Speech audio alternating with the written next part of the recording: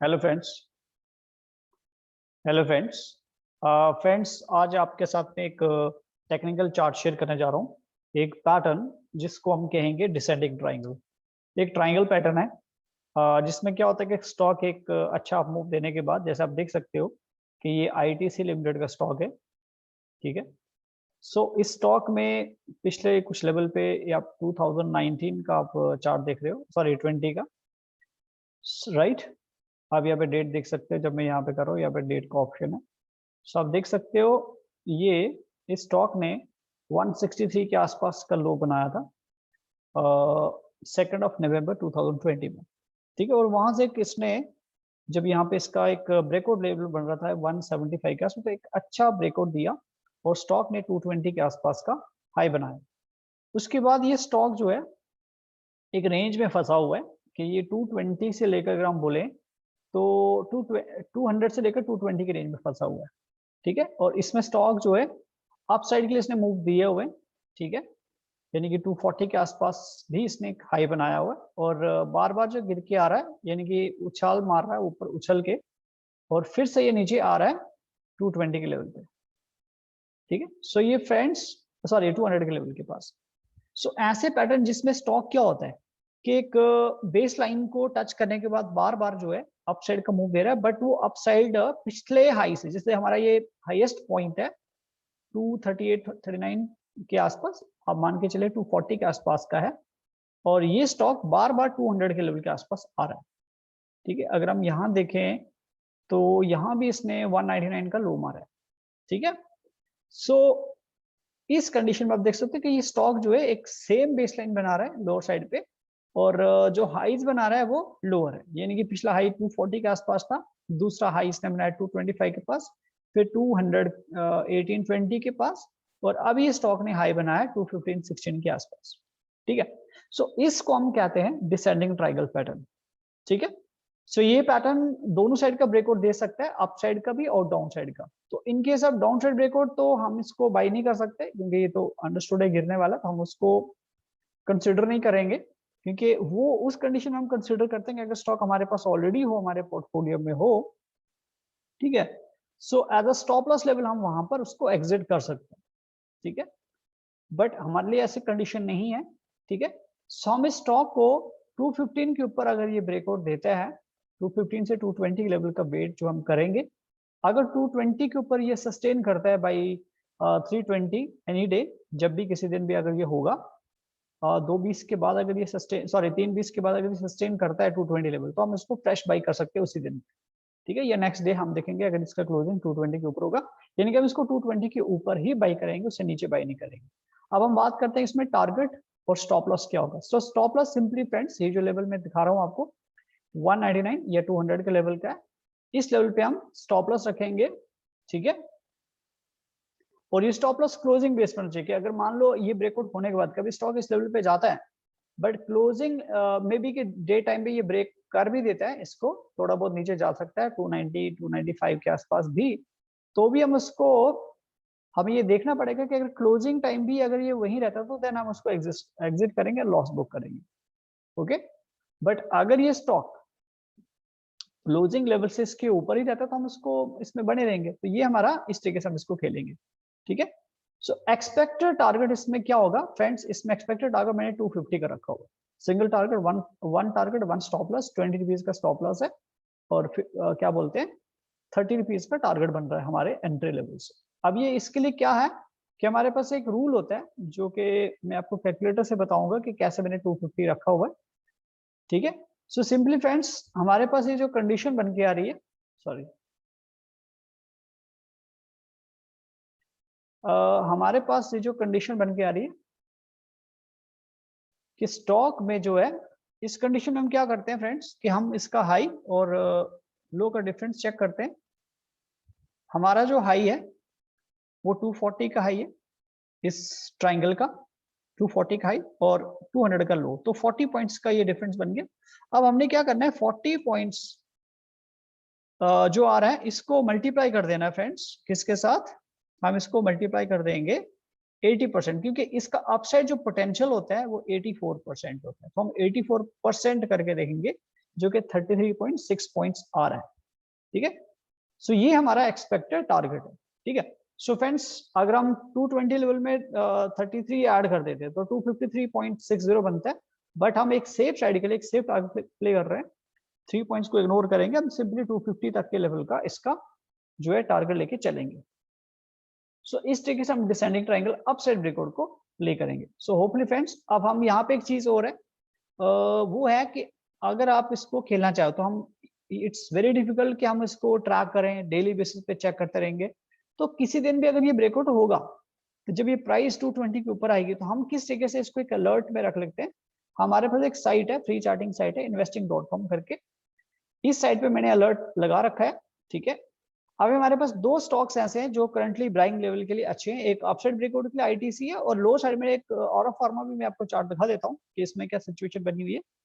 ठीक है, so friends ITC को हम, मैंने ये मार्क करके रखा कि अगर अपसाइड ये 215.90 के ऊपर आएगा तो हमें अलर्ट मिल जाएगा। इसको मोबाइल पे, ईमेल के, ये ईमेल के थ्रू अलर्ट दे देगा मोबाइल पे, और इवन के लैपटॉप पे भी, अगर मैं इस टाइम पे मेरा लैपटॉप खुला होगा तो मुझे लैपटॉप पे भी अलर्ट मिल जाएगा।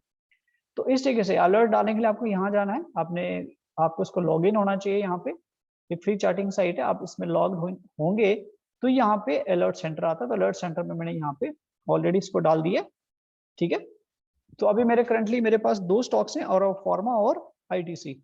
मैं आपको एक बार ऑरा फार्मा का भी क्या बोलते हैं चार्ट दिखा देता हूँ। तो ऑरा फार्मा का चार्ट दिखाने के लिए मैं आपको किसी और स्टॉक का चार्ट पहले ओपन कर लेता हूँ और फिर वहां में टाइप कर लूंगा ऑरा फार्मा। सो आपको मैं दिखाऊंगा ऑरा फार्मा में रिसेंट एक गिरावट है, लेकिन हम कहते हैं ना कि जो कहते हैं कि buy low and sell high का रूल लेके अगर हम चलें तो हमारे पास, हमें वेट करना होगा कि ऑरा फार्मा अगर हमें कोई अपॉर्चुनिटी मिल जाती है। ठीक है, तो हम ऑरा फार्मा में एंट्री की अपॉर्चुनिटी ढूंढेंगे। इवन कि अगर हम देखें तो BHEL में भी एक बल्कि एक बन रहा है लेवल, तो बाई चांस मैंने इसको क्लिक किया है और ये यहाँ पर भी एक अच्छा लेवल निकल के आ रहा है फ्रेंड्स। ठीक है, बट मैं सिंपली आपको दिखाऊंगा कि ऑरा फार्मा में हमारे पास कहां पर जो है एंट्री बनेगी।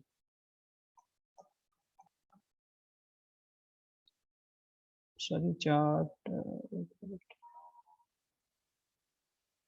Aura pharma,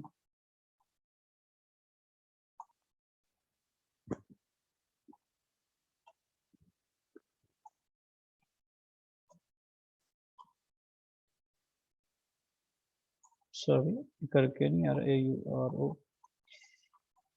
aura pharma click करते एक बार, आता है क्या, सर्च नहीं हो रहा है।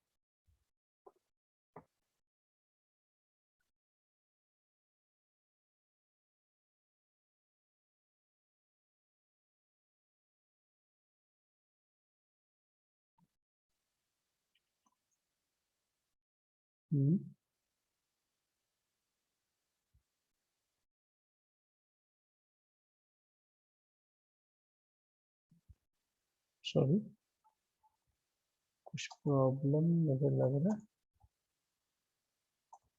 सिस्टम लग रहा है हैंग हो गया।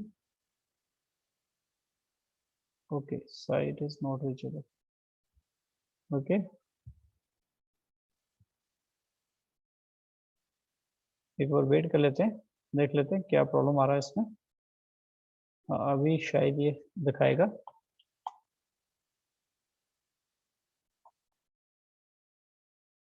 यस, अभी आ रहा है ऑरो फार्मा, अब आएगा। तो औरोबिंदो फार्मा लिमिटेड, किसी रीजन से कोई चार्ट लग रहा था जैसे हैंग हो गया था।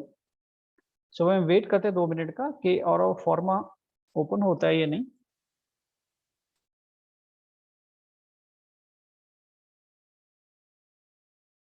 नेटवर्क काफी स्लो लग रहा है। ओके फ्रेंड्स, सो ऑरा फार्मा में एक बहुत डीप जो है, आप देख सकते हो करेक्शन हुआ है रिसेंट लेवल में। डेली चार्ट में आपको दिखा रहा हूँ, 1 ईयर का टाइम फ्रेम है, 1 ईयर का सॉरी रेंज पीरियड है, और डेली रेंज में आप देख सकते हो स्टॉक का बहुत अच्छा इसने फॉल दिया हुआ है।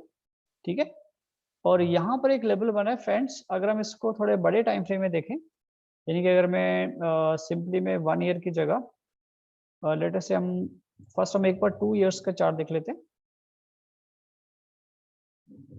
हम 3 इयर्स का चार्ट भी हम देख लेंगे, 2-3 इयर्स का, कि ये स्टॉक अभी इसमें बहुत करेक्शन हुआ है किसी रीजन से। Okay, so 2 years chart is enough, ठीक है। सो अभी देखिए फ्रेंड्स, इस स्टॉक को हम करंट लेवल पे हम बाई कर सकते हैं, क्योंकि देखो इस लेवल पे इसने सपोर्ट लिया ऑलमोस्ट। अगर हम एक बार में 3 इयर्स का या डायरेक्टली मैं 5 इयर्स चार्ट लेके चलता हूँ, डायरेक्टली मैं 5 इयर्स चार्ट लेके चलता हूँ, थोड़ा सा बड़ा हमें रेंज दिखने को मिलेगा, सो हम क्लियरली इसको समझ पाएंगे।